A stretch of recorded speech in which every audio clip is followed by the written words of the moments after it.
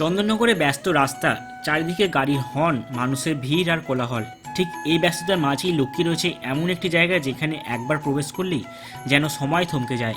বাইরে থেকে দেখলে কেউ বিশ্বাসই করবে না এই বিশাল ভবনের ভেতরে রয়েছে এত সুন্দর একটি রাধাকৃষ্ণ মন্দির।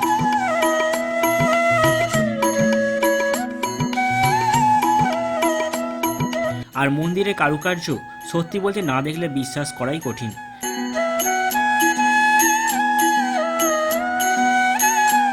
আজ আমরা নিয়ে চলেছি হুগলি জেলার চন্দননগরের এক অপূর্ব রাধাকৃষ্ণ মন্দিরে।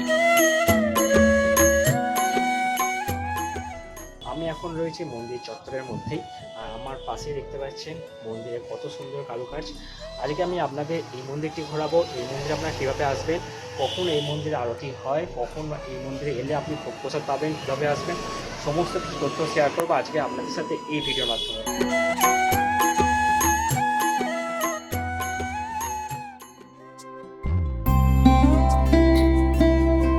রাধা গিরিধারী মন্দির। এই মন্দিরটি অবস্থিত হুগলি জেলার চন্দননগর মহকুমা হাসপাতালের ঠিক কাছেই কাপড়পট্টি রাস্তায়। আপনি যদি ট্রেনে আসেন তাহলে চন্দননগর স্টেশন থেকে মাত্র 10 টাকা ভাড়ায় টোটো করে হাসপাতাল মোড়ে চলে আসুন। সেখান থেকে মাত্র 5 মিনিট হাঁটলেই পৌঁছে যাবেন এই মনোরম সুন্দর মন্দিরে।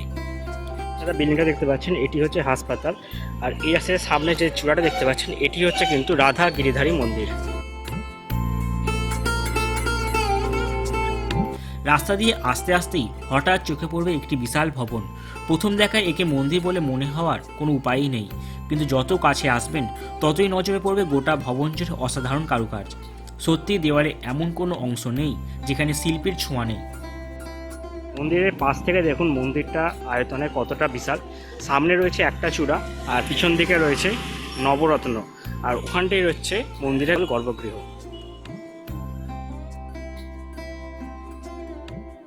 উপরে লেখা রয়েছে শ্রী শ্রী রাধা গিরিধারী জিউ মন্দির, আনন্দ ভবন। আর নিচে এখানটা দেখতে পাচ্ছেন পঞ্চতত্ত্ব রয়েছে। তো চলুন মন্দিরে প্রবেশ করি। যখন পড়বে মনে চাইবে কালো মেঘের পানে,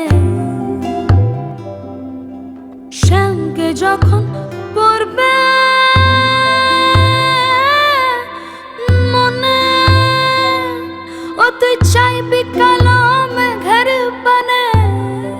প্রবেশদ্বারের দুই পাশেই সাজানো রয়েছে শুভ্র প্রতীক, ডাব, ঘট এবং কলা গাছ। আর দরজার সামনে দুপাশে বসে রয়েছে দুটি সিংহ, যেন আগত ভক্তদের স্বাগত জানাচ্ছে।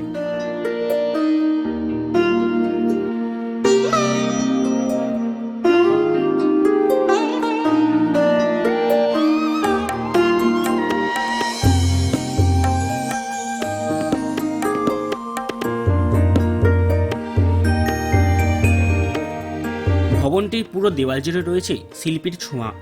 উপর দিকে দেখতে পাচ্ছেন ময়ূর পেখম মেলে রয়েছে, আর নিচের দিকে রয়েছে হাতির দল বা হাতির পরিবার। এটির প্রতিষ্ঠা হয় 2016 সালের এপ্রিল মাসে। চলুন এবার ভিতরে যাই।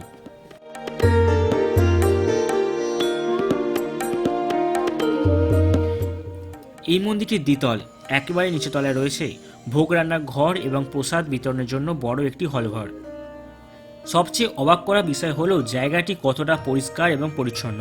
প্রতিটা দেওয়ালে নিখুঁত কারুকার্যে ভরা, কোথাও কোনো অংশ ফাঁকা নেই। আমরা চন্দননগর বাসী मंदिर परिष्कार करी, सब समय भगवान का सेवा करो। अरे भगवान का कुछ भी काम करेगा ना, दान दक्षिणा सेवा पोषणा दाना मानना, जो भी भगवान का काम करेगा भगवान ही में लगेगा। लेकिन भगवान का अपना सेवा करना चाहिए, धोआ बनना पोषना साफ सुथरा रखना। अरे मंदिर तो कोई भी बना देता है, आश्रम को कोई भी बना देता है, लेकिन उनको साफ सुथराई रखना के लिए बहुत जरूरत लगता है, बहुत भक्तों को जरूरत लगता है। सेवा करता हो जाता है। हरे कृष्ण हरे कृष्ण। এখানেই মন্দিরে বিভিন্ন নিয়ম, পূজার সময়সূচি এবং দর্শনার্থীদের জন্য প্রয়োজনীয় নির্দেশিকা সুন্দরভাবে লেখা রয়েছে। এবার চলুন সিঁড়ি বেয়ে ওপরে উঠি। সিঁড়িগুলো এমনভাবে তৈরি করা হয়েছে যে বয়স্ক মানুষদেরও উঠতে খুব একটা অসুবিধা হওয়ার কথা নয়। ধাপগুলো যথেষ্ট নিচু এবং আরামদায়ক। উঠতে উঠতেই চোখ আটকে যায় দেওয়ালের দিকে। এখানে খোদাই করা রয়েছে শ্রীকৃষ্ণ ও রাধারানীর লীলার মনোমুগ্ধকর দৃশ্য। আরও একটু উপরে উঠতেই দেখা যায় মহাপ্রভু শ্রী চৈতন্যদেবের ঐতিহাসিক নগর সংকীর্তনের অপূর্ব চিত্র। প্রতিটি ধাপ যেন আপনাকে ধীরে ধীরে এক অন্য জগতে নিয়ে যাচ্ছে, আর তারপর মন্দিরের মূল প্রাঙ্গণে প্রবেশ করতেই সত্যি আপনি অবাক হয়ে যাবেন। চারিদিকে শুধু শিল্প আর শিল্প, প্রতিটি দেওয়াল, প্রতিটি খুঁটি, প্রতিটি কোণ যেন শিল্পীর নিখুঁত হাতের ছোঁয়ায় জীবন্ত হয়ে উঠেছে।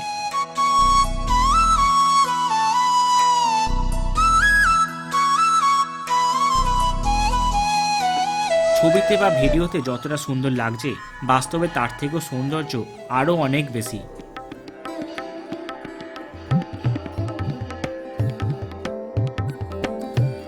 প্রবেশ করেই বাঁদিকে দেখতে পাবেন শ্রীলা ভক্তি সিদ্ধান্ত সরস্বতী ঠাকুরের মূর্তি। পাশে রয়েছে ভগবান নৃসিংহদেবের পবিত্র চিত্র। এই পুরো পরিবেশটাই যেন এক অদ্ভুত প্রশান্তিতে ভরা। বাইরে যতই যানবাহনের শব্দ থাকুক না কেন, মন্দিরের ভেতর প্রবেশ করলে সেই শব্দ যেন নিমেষে হারিয়ে যায়। শুধু অনুভব করবেন এক গভীর নীরবতা এবং ভক্তিময় পরিবেশ। উপরের পুরো দেওয়াল জুড়ে রয়েছে মহাপ্রভু শ্রী চৈতন্যদেবের নগর সংকীর্তনের বিশাল দৃশ্য। মন্দিরের প্রতিটি স্তম্ভ সিংহের আকৃতিতে অলঙ্কৃত। এছাড়াও শ্রীকৃষ্ণের জীবনে বিভিন্ন লীলার চিত্র অত্যন্ত সুন্দরভাবে ফুটিয়ে তোলা হয়েছে।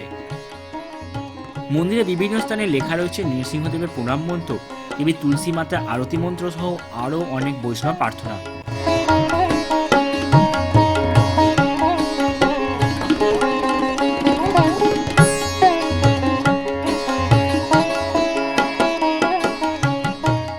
আপনি যদি কিছুক্ষণ এখানে নিশ্চুপ হয়ে বসে থাকেন তাহলে বুঝতে পারবেন এই মন্দিরের আসল সৌন্দর্য শুধু চোখে নয়, মনেও অনুভব করা যায়। চলুন এবার দর্শন করি এই মন্দিরের প্রাণ শ্রী শ্রী রাধাকৃষ্ণের। গর্ভগৃহের ভেতরে একটি ছোট্ট দোতলা মন্দিরের মধ্যেই কাঠের সিংহাসনে অধিষ্ঠিত রয়েছেন শ্রীকৃষ্ণ, শ্রী রাধারানী এবং মহাপ্রভু শ্রী চৈতন্যদেব। দেবমূর্তিগুলো স্নিগ্ধ মুখচ্ছবি, সুন্দর পোশাক এবং অলঙ্কার পুরো পরিবেশকে আরও পবিত্র ও আকর্ষণীয় করে তুলেছে।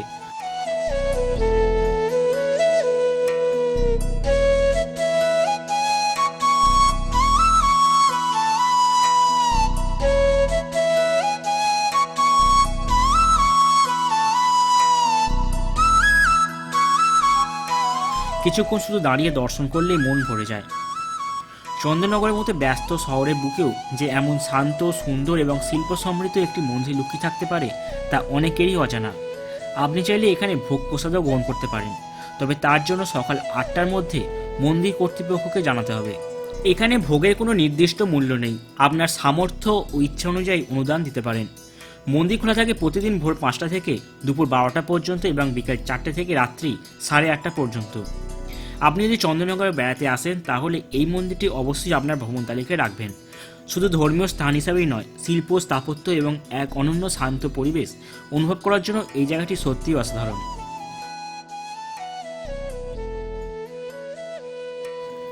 ভিডিওটি যদি ভালো লাগে তাহলে একটি লাইক করে বন্ধুদের সঙ্গে শেয়ার করবেন এবং এই চ্যানেলটি সাবস্ক্রাইব করতে ভুলবেন না। আবার দেখা হবে বাংলার আরও একটি অজানা ইতিহাস, ঐতিহ্য এবং ভ্রমণ স্থানের গল্প নিয়ে। ধন্যবাদ।